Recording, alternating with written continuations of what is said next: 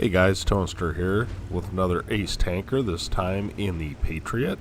Actually, I've got the non-skin version. It's the TE265, but I call it the Patriot still. So we are in Glacier here, and we are mid-tier, actually. I thought we were top tier. As you can see, I've got this thing too marked. I've played not that much of it, actually. And I do like to go to the mid-ridge, and you'll notice that there is no arty. And that is a good reason to go to the mid-ridge. This thing has a very good turret and actually pretty good hull armor, especially for an American tank.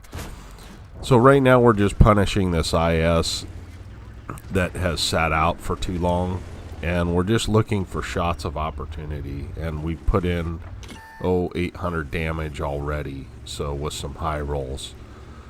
So this map is, it can be troublesome. You know, the heavy side is rather isolated, and I don't really like to go there unless there's a specific reason. If I'm in a T110E3 or something, I might go over there just because I can bully.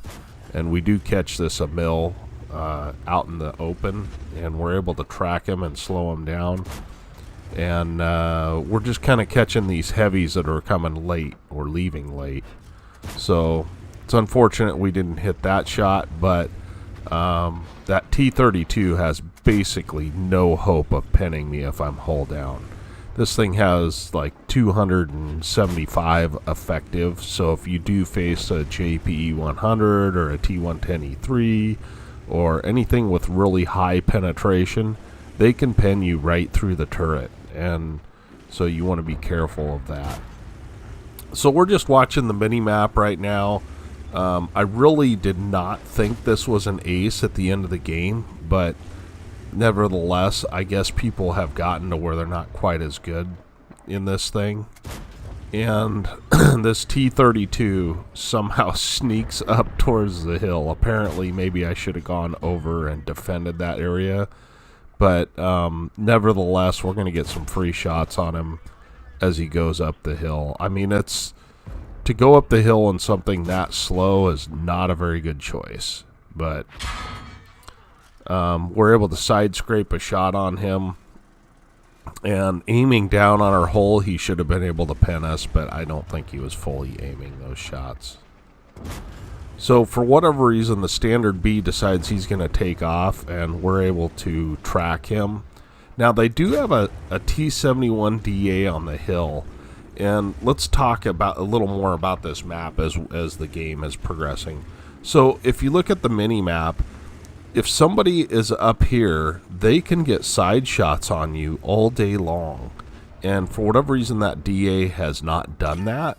So, and the other problem with the middle is if the enemies come up down the south side, they can also get flanking fire on you. So this middle can be exposed, and you really need to watch your map and see where people are at and what they're doing, basically, because if one side gets flanked, you're screwed. So we're just trying to get some shots in the south. Nothing doing, and they've got a pretty good crossfire setup because they have that T71 DA up on the ship, which I should have cleared out. You need to clear that out before you pull up here, but I assumed someone else would do it. And you need to clear out the south side too, or you can actually push through the north side without the south side being cleared out. So at any rate, I ping the map because that T71 DA is hitting me, but our Object 257 picks him up. So that puts us into a better position.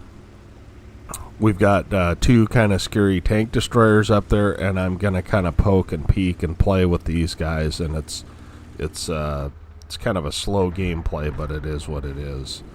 And then this 45 TP, he's actually in quite a good position. He's just not in a tank that really can deal with me. I kind of feel sorry for him. You know, this matchmaking sometimes with these OP premium tanks, it's just not fair. I mean, it's not fair to him what's he supposed to do against a Patriot? You know, I've got 220 effective on my lower plate. You know, I've got 270 on my turret. There's just no hope for him. And we're shooting the middle of the AC-48's viewport bar, and it is not going in. And so I don't know what the story is there, why that. I need to look at on Tanks GG and see if maybe there's only one little portion of that that's supposed to work. So the EBR 90 comes in, puts a couple shots into me, and I can't continue to ignore that guy. So he decides to take off, but I've got to kind of find a way to either deal with him. I mean, I can't catch him, right? But I need to at least look him off. So we've got guys all over the map. I'm not sure what our Tiger 1 and our P-43 are doing, quite honestly. Sitting at base is kind of a silly thing. I guess it's okay for one guy to sit at base because they do have an EBR. But, so we don't get capped out, but I don't know. I feel like it's kind of a waste of time there. So we're just going after this STG and keeping in mind that we've got this 45 TP in the way. So we decide that we're going to cross and ignore the STG and attempt to take out the 45 TP because I need to get on one side so my armor's facing both of them. Currently we're up to 2,800 damage and we have 700 assist, which to me in this tank is not all that great. I didn't think it was that great of a game, quite honestly. I don't play this very much because it's kind of a boring tank to play, to be honest with you. If you're top tier, it is super overpowered. If you're mid tier, it's pretty darn good. And if you're bottom tier, it's really not all that great. I mean, you have a turret, but the problem is there are guys that can just pin you right through the turret. So, nevertheless, we're getting shots on this poor 45 TP. And now there's just the EBR left, and we end up capping it out. So let's fast forward it. So I just come over and I'm going to screen cap so that this EBR can't get past. And so I just sit in this position while we do cap it out. And the EBR, I don't know if he dies or not, I can't remember. But that is the end of the replay. Let's go ahead and take a quick look at the after action on this one.